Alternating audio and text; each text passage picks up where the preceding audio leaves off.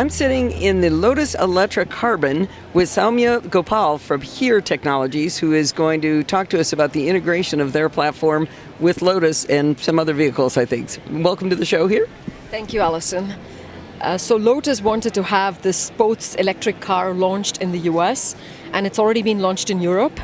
And I think here the driver needs the pleasure of driving a sports car without having to worry about the range anxiety that usually comes with an electric car. That's what you want a Lotus for, is the fun, right? Yes.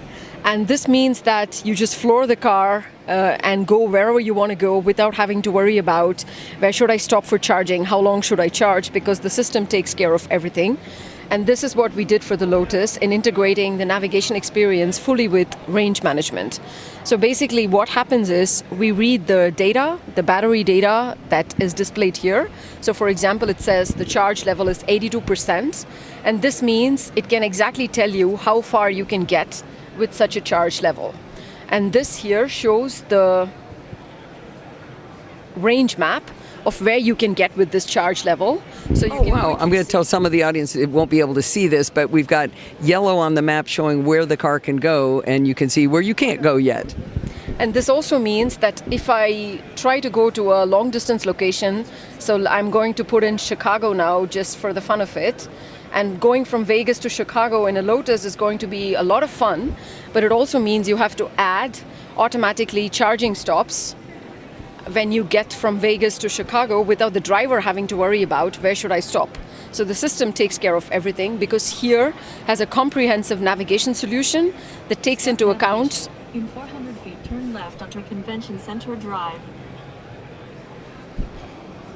Now turn left. So now I think she's gonna end the trip. Are you showing us how many steps? Use the left lane and turn left onto Paradise Road. It's adding charging stops because basically it says you're going to cross time zones because you're going to cross state boundaries. And it has also added all of these charging stops, which tells you how many minutes you have to charge on your way to Chicago.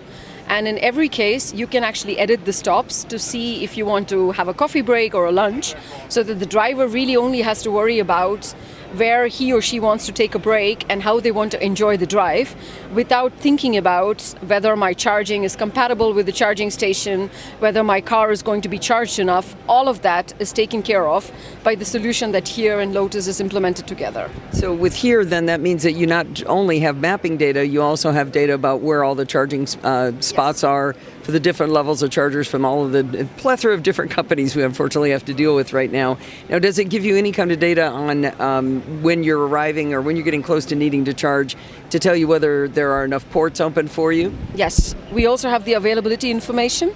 So it will give you a list of, it will only choose available points. And if there are no available points, it will also tell you how many ports are available. And if it is not available, you have to get there and wait because that's the infrastructure. But this availability information is also available and will be displayed as red, green in the map, which shows what is available and what isn't. Okay, that's really cool. Range anxiety is such a funny thing because it's real, it does happen, but once you get the hang of it, it's really not all that hard. Because you start to find out you don't stop as long, you take a couple of stops, but you make them shorter, much more efficient. It's good to stretch your legs anyway. Indeed. I have an electric vehicle myself, and I think the biggest problem for me is exactly what you said. If I get to a charging station and it's not available, because that's when the anxiety starts. As long as I'm able to charge my car, then I do like a break, coffee, restroom, lunch, shopping. And this is why the availability information is critical. And this is why also being able to adapt the route is critical. For example, if I'm driving faster because I can on the highway, or if I'm stuck in traffic, which means I'm consuming more charge in stop and go, then the route has to adapt itself and add a charging point earlier. All of this is done dynamically by the system. That's really cool. Now, I've also seen that your mapping system does some interesting things while you're driving in terms of the display and some predictive technologies. Indeed. So we have what we call predictive search and predictive routing. So for example, if you drive every morning at 8 a.m. to the office, when you get in the car at 8 a.m., it will automatically propose, hey, do you want to go to the office? because this is learning from the consumer behavior. And additionally, we also have an AI-powered stack so that in the future you can have completely voice-based interactions with the car. You can simply ask the car, hey, I want to go there, without having to even touch the screen, because this will avoid driver distraction. If you're constantly touching the screen while driving, especially when you're speeding down the highway, that's not always a safe thing to do. Right, right. Now, is any of the HERE technology working towards automated driving? Yes, we already have 2 L3 solutions out there. In fact, the only 2 L3 solutions out there are powered by HERE Maps. You will see an example of BMW there also in the booth.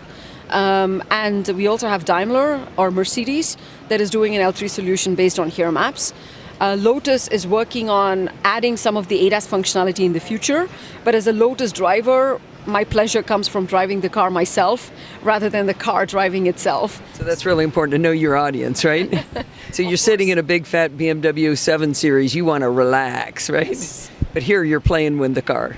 Yes. So that's why for us it's critical that the OEM makes this decision. So we have the technology stack to support navigation and automated driving, and we leave the choice to the OEM as to what stack they would like to implement in the car. It's really, really interesting. If people wanted to learn more about HERE, where would they go?